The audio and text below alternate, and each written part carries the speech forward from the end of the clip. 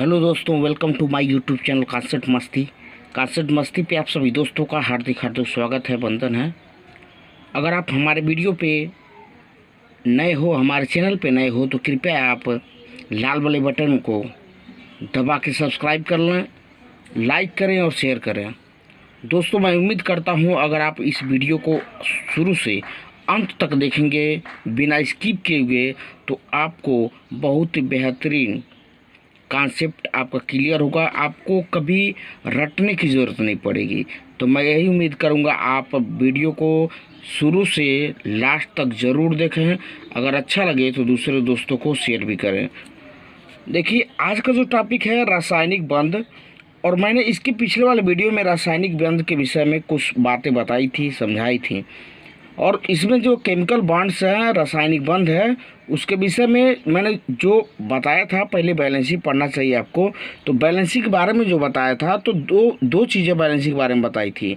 एक modern valency अर्थात संयोजकता का इलेक्ट्रॉनिक सिद्धांत बताया था, अर्थात इसको इंग्लिश में बोलते हैं संयोजकता का इलेक्ट्रॉनिक सिद्धांत को बोलते हैं इलेक्ट्रॉनिक थ्योरी ऑफ बैलेंसी। ठीक, तो ये आपका रियल एक काम करता है प्रेजेंट टाइम में, लेकिन इसके पिछले वाले में जस्ट उसके पहले बताया था कि संयोजकता को उसको हाइड्रोजन से जोड़ करके, तो हाइड्रोजन से आप जोड़ करके बताते हो तो उसमें कुछ कमियां निकलती हैं। उस कमी को दूर करने के लिए ही आपने इलेक्ट्रॉनिक थ्योरी ऑफ बैलेंसी को लेकर के आया था। तो उसकी कमियां क्या थी मैं आपको बता दूं, क्योंकि इसके पिछले वाले वीडियो में मुझको कमेंट्स मिले कि उसमें आप CH3 का CH4 का बताइए। तो मैं आपको बता दूं कि कार्बन का जो इलेक्ट्रॉनिक विन्यास, कार्बन का जो इलेक्ट्रॉनिक विन्यास होता है, उसके थ्रू जो संयोजकता का इलेक्ट्रॉनिक सिद्धांत का आता है, कार्बन का हमेशा और हमेशा आपका बैलेंसी जो होगी, संयोजकता होगी, वो 4 मानी जाती है। लेकिन यदि आप CH4 को देखेंगे, C2H6 को देखेंगे, C2H4 को देखेंगे व C2H2 को देखेंगे, तो आपको क्रमशः 4, 3, 2, 1 आपको बैलेंसी संयोजकता प्राप्त होगी। तो इस तरीके से आपको गलत लगेगा, क्यों भाई, कार्बन तो आखिर में अलग अलग इसका बैलेंसी क्यों दिखा रहा है। तो इसीलिए वो संयोजकता जो बताया था मैं, हाइड्रोजन से मतलब बंद होकर के बताया था एक किसी तत्व की जो संयोजकता होती है, हाइड्रोजन परमाणुओं की वह पूर्ण संख्या है जो उस तत्व के एक परमाणु से संयोग करती है। तो अर्थात हाइड्रोजन परमाणु एक परमाणु से जितनी मात्रा में संयोग करेगा अर्थात जुड़ेगा, तो जितना हाइड्रोजन परमाणु जुटनेगा उतना ही उस संख्या का, उस तत्व का क्या बोल देंगे, संयोजकता है। तो यहाँ पर हम देख रहे हैं कि कार्बन के साथ 4 को हाइड्रोजन जुड़ रहा है CH4 में, तो इसके लिए तो कार्बन की बैलेंसी 4 हो गई। लेकिन C2H6 में आप देख रहे हैं 2 कार्बन है और 6 हाइड्रोजन है, तो आप बांटेंगे तो इसका क्या होना चाहिए, बैलेंसी 3 होना चाहिए। तो ये गलत है, ये वाली सिद्धांत जो थी ये फेल कर गई थी। इसलिए नया जो सिद्धांत आया था वो संयोजकता का इलेक्ट्रॉनिक सिद्धांत था, इलेक्ट्रॉनिक थ्योरी ऑफ बैलेंसी थी। उसके अनुसार आप निकालेंगे तो कार्बन की जो बैलेंसी होगी हमेशा और हमेशा 4 आएगी। तो इस तरीके से आपका जो क्लियर था वो डाउट क्लियर हो गया है। और आइए आगे आप चलते हैं, वैद्युत संयोजी बंध या आयनिक बंध, इसको इंग्लिश में बोलते हैं इलेक्ट्रोवैलेंट बॉन्ड और आयनिक बॉन्ड। अब वैद्युत संयोजी बंध या आयनिक बंध किसको कहते हैं, आइए समझते हैं। देखिए, परमाणुओं के मध्य इलेक्ट्रॉनों के स्थानांतरण अर्थात ट्रांसफर ऑफ इलेक्ट्रॉन्स, यानी इलेक्ट्रॉनों के ट्रांसफर के द्वारा, इलेक्ट्रॉनों के ट्रांसफर के द्वारा अर्थात स्थानांतरण के द्वारा जो बंध बनते हैं, जो बंध अथवा बांड बनते हैं, उन्हें ही क्या कहा जाता है, वैद्युत संयोजी या आयनिक बांध कहते हैं। वैद्युत संयोजी या आयनिक बांध कहते हैं। अब देखिए, ये तो हो गया, आपको पता चल गया कि परमाणुओं के मध्य इलेक्ट्रॉनों के स्थानांतरण से जो बंध बनते हैं उन्हें वैद्युत संयोजी बंध या आयनिक बंध कहते हैं। लेकिन और साथ में देखिए क्या होता है, जब एक परमाणु से दूसरे परमाणु में, जब एक परमाणु से दूसरे परमाणु में इलेक्ट्रॉनों का स्थानांतरण होता है तो परमाणु विपरीत आवेशित आयनों में बदल जाते हैं।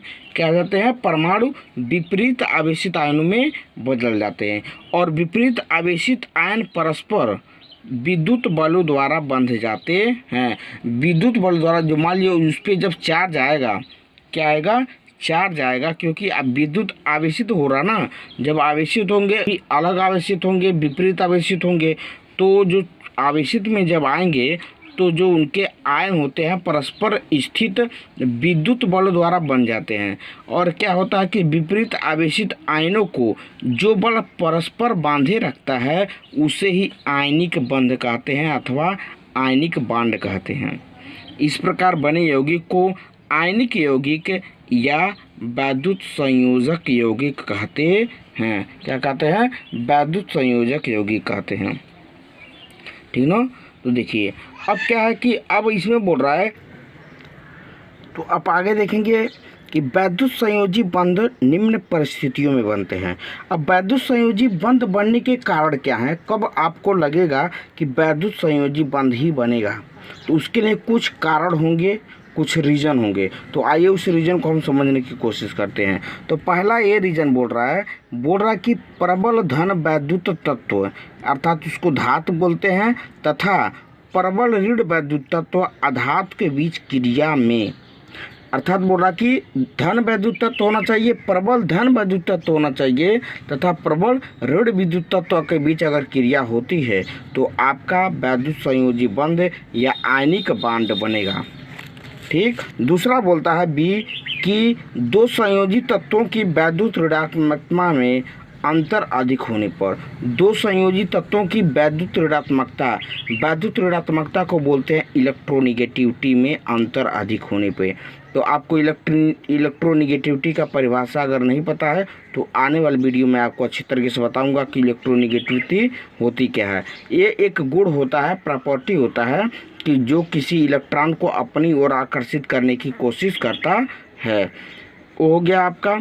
उसके बाद से सी जो आपका बोलता है, सी बोल रहा है कि एक तत्व सुगमता से इलेक्ट्रॉन त्याग कर तथा दूसरा तत्व इन्हीं इलेक्ट्रॉनों को सुगमता से ग्रहण कर अक्रिय गैस अर्थात इनर्ट गैस विन्यास प्राप्त कर सकता है। सिंपल सी बात है, जब आपको बोल रहा है कि वैद्युत संयोजी, तो जो एक क्या करे, एक में इलेक्ट्रॉन की अधिकता होगी और दूसरे में क्या होगी, इलेक्ट्रॉन की कमी होगी। तो जिसके पास अधिकता है वो इलेक्ट्रॉन ट्रांसफ़र करने की क्षमता रखता हो, और जो इसके पास इलेक्ट्रॉन की डिफिशियंसी है, कमी है, वो इलेक्ट्रॉन को अच्छे तरीके से अपने पास रखने की एबिलिटी रखता हो, योग्यता रखता हो। इस तरीके से आपको वैद्युत संयोजी बन सकता है।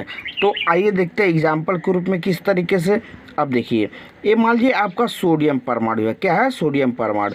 सोडियम परमाणु को जब आप देखेंगे तो सोडियम परमाणु का परमाणु क्रमांक 11 होता है। तो जब आप इसको K11 को से तोड़ेंगे तो 2, 8 और 1 आएगा। देखिए इसके बाहरी कोश में मैंने आपको बताया था, बाहरी कोश में जितने इलेक्ट्रॉन्स होते हैं वही उसका संयोजकता कहलाती है। तो देखिए इसकी संयोजकता कितनी हो गई? 1 हो गई। क्या हो गई? 1 हो गई। ठीक। उसका देखिए इसका जो कोल्ड्रीन है, कोल्ड्रीन का जो परमाणु क्रमांक होता है वो 17 होता है। तो 2, 8, 7 हो गई। देखिए आर्गन की संरचना प्राप्त करने के लिए इसमें 1 की कमी आ रही है, 1 इलेक्ट्रॉन्स की कमी है। तो ये क्या करेगा, इसके पास अधिकता है और इसके पास क्या है, 1 इलेक्ट्रॉन की कमी है। तो अगर यही जो इलेक्ट्रॉन की अधिकता है, अगर इसको कमी है तो ये दे देगा, तो ये भी अपने आप में संतुष्ट हो जाएगा, क्योंकि 8 इलेक्ट्रॉन पीछे वाली कक्षा में बच जाएगा, इसके कोश में बच जाएगा।